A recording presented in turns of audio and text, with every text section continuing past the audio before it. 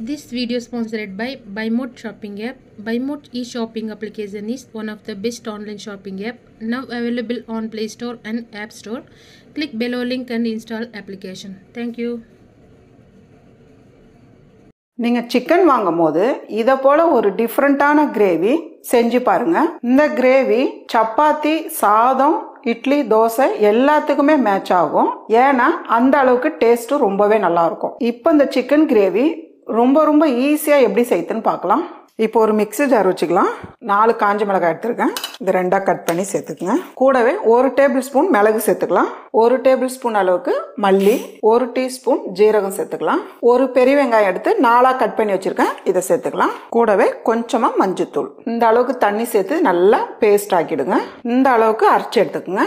இப்போ ஒரு பவுல் வச்சுக்கலாம். நான் 2 வெங்காயம் கட் பண்ணி நல்லா பொரிச்சு எடுத்து வச்சிருக்கேன். இப்போ இது பவுல்ல சேர்க்கும் போதே இப்படி நல்லா நுறுக்கி சேர்த்துருங்க. நல்லா ஆறுச்சுன்னா நல்லா நுறுங்கிடும். இது கூடவே 3 பச்சை மிளகாய் எடுத்து கொரகொரப்பா அரைச்சி வச்சிருக்கேன். இது சேர்த்துக்கலாம். 2 டீஸ்பூன் அளவுக்கு இஞ்சி பூண்டு பேஸ்ட் சேர்த்துக்கலாம். கூடவே பொடிய நறுக்கின கொத்தமல்லி நல்லா தாராளமாகவே சேர்த்துக்குங்க. கூடவே தேவையான அளவு உப்பு சேர்த்துக்கலாம். உப்பு இப்போ கம்மியாகவே சேர்த்துக்குங்க. அதுக்கப்புறம் கூட கொஞ்சம் சேர்த்துக்கலாம். புளிப்பு இல்லாமல் கெட்டி தயிர் 1 கப்பு. நான் 1 கிலோ சிக்கன்ன்றதுனால 1 கப் அளவுக்கு தயிர் எடுத்திருக்கேன். நீங்கள் சிக்கன் ரொம்ப கம்மியாக எடுக்கிறவங்களா இருந்தால் அதுக்கேற்ற மாதிரி தயிர் எடுத்துக்கலாம். இதெல்லாம் சேர்த்துட்டு ஃபஸ்ட்டு நல்லா கலந்துருங்க.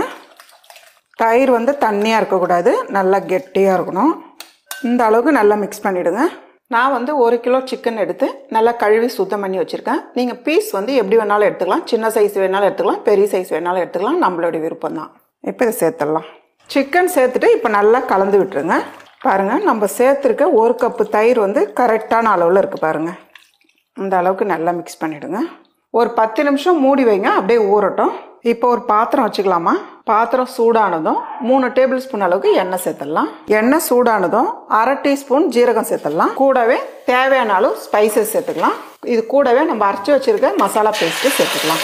இது அப்படியே இருக்கட்டும். அதுக்கப்புறம் கழுவி ஊற்றிக்கலாம். இந்த மசாலா பேஸ்ட்டு சேர்த்து நல்லா ஒரு 2 நிமிஷத்துக்கு நல்லா வதக்கிடுங்க. ஏன்னா வெங்காயம்லாம் நம்ம பச்சையாகவே அரைச்சி வச்சுருக்கோம். அதனால் ஒரு 2 நிமிஷத்துக்கு நல்லா வதக்கிடணும். பாருங்கள், இந்த மசாலா வதங்கும் போது கூடவே 1 டேபிள் ஸ்பூன் அளவுக்கு மிளகாய் தூள் சேர்த்துடலாம். இதையும் சேர்த்து நல்லா வதக்கிடுங்க. இந்த அளவுக்கு இருக்கணும். நம்ம மிக்ஸ் பண்ணி வச்சு 10 நிமிஷம் ஆயிடுச்சு. இதை சேர்த்துடலாம். நல்லா ஒரு 2 நிமிஷத்துக்கு சிக்கன் சேர்த்து நல்லா கலந்து விடுங்க.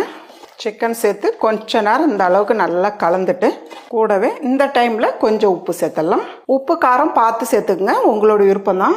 மிக்ஸி ஜாரை கழுவி ஒரு 1/2 கப் அளவுக்கு தண்ணி. ஏன்னா சிக்கன்லேயே தண்ணி வரும், அதனால தண்ணி அதிகமாக சேர்க்காதீங்க. தண்ணி சேர்த்து நல்லா கலந்துருங்க. இப்போ ஒரு மீடியமான தீயில ஒரு 10லேருந்து ஒரு 12 நிமிஷம் நடுவில் எடுத்து கலந்து விடுங்க. நான் ஒரு 12 நிமிஷத்துக்கு விட்டுருக்கேன். பார்க்கலாம். நடுவில் எடுத்து கிளறி விடணும், அப்படியே விடக்கூடாது. பாருங்கள், நல்லா ஒரு கமகமன் வாசனையாக இருக்குது. அதே போல் கிரேவி ரொம்ப நல்லா இருக்கு பாருங்கள். இப்போ நல்லா கலந்து விட்டுருங்க. கூடவே ஒரு 3/4 டீஸ்பூன் அளவுக்கு கரம் மசாலா கடைசியாக சேர்த்துருங்க. கரம் மசாலா சேர்த்து நல்லா மிக்ஸ் பண்ணிவிடுங்க. கூடவே கொஞ்சமாக கொத்தமல்லி.